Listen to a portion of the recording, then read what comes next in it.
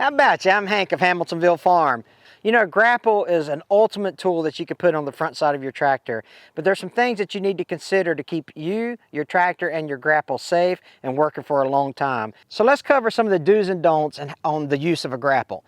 So a lot of grapples, you'll see a tree in front of you and you'll be so tempted to go up and you want to push that tree over with your grapple. Don't do that. Your tractor's not a bulldozer. The tree will deceive you in how hard it is to be pushed over. So go up to, use the proper tools when you're doing a job. Make sure you got a chainsaw or a bulldozer to push that tree over with. Do not approach the tree with the grapple and try to push it over. The grapples are not designed to do that kind of work. Something else they're not designed to do is go backwards trying to move immovable objects. So what you don't want to do is you don't want to approach a stump or a large rock or some type of immovable object with your grapple, place the lid over, and then start to pull back to try to dislodge that object. Grapples aren't designed to do that, and it's going to put extreme amount of pressure on the lid of the grapple and the cylinders that the grapples use to operate with. So avoid that at all costs.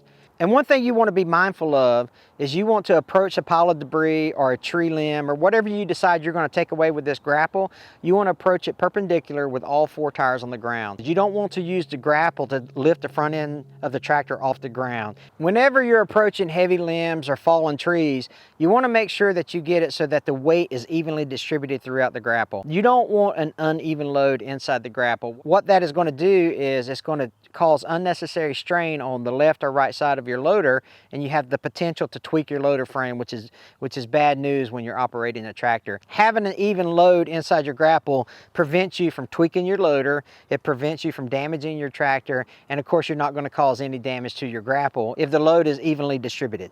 Grapples are an indispensable piece of equipment. They can do a lot of things for you, but they're not indestructible. So make sure that when you're approaching big loads, when you're approaching uneven loads or awkward loads, that you approach them with caution. You think about what you're going to do first, and think about all the safety aspects as you approach the load that you're going to take away with your grapple. We definitely don't want you to get hurt, and we don't want you to cause any damage to your grapple or your tractor.